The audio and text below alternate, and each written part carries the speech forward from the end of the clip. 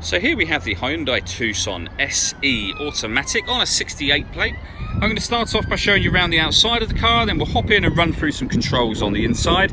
But from the outside you can see it's a 5-door car with alloy wheels. Let's start inside the boot and then work our way around the rest of the car from there.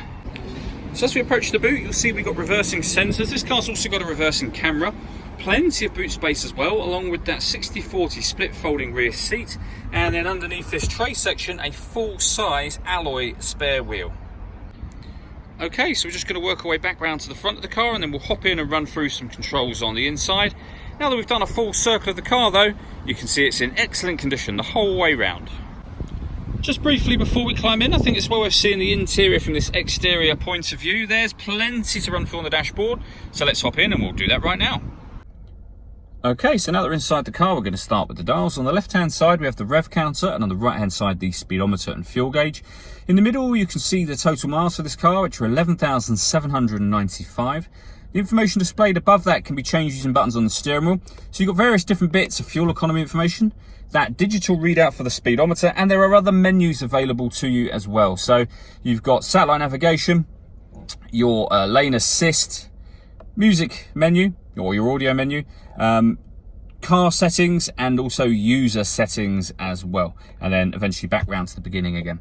Those buttons I was using a moment ago are these ones just here. We've also got cruise control and speed limiter on that side of the steering wheel, and on the left hand side we have stereo and phone controls, including voice activation. So hit that button, ask it to dial anyone in your contacts list, and it can do that for you without you having to take your phone from your bag or pocket. That is, of course, once you paired the phone up. And that is done over on the touchscreen in the center here, under the all menus heading, and then the phone up in that top left hand corner.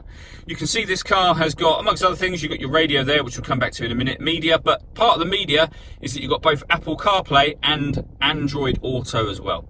When it comes to radio in this car, we've got, as you can see, DAB, FM and AM radio available. If you want to listen to your own music, you can do. Hit the media button. Nothing is connected at the moment, but you can connect up an auxiliary device, a USB device. You can stream music wirelessly via Bluetooth audio, and you've got Apple CarPlay and Android Auto as well.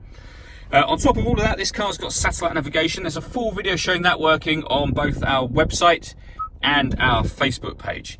And if I hit the reverse gear for the car, you'll see that we've got the full colour reversing camera with guidelines showing you what direction the car is headed in relation to the image you see on the screen. Working our way down, we've got dual zone climate control, so you can adjust the passenger and driver temperatures, the fan speed up and down.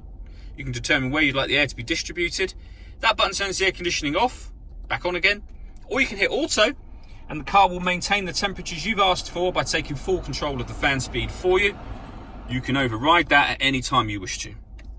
We've also got heated driver and passenger seats, both with 3 different heat settings on each.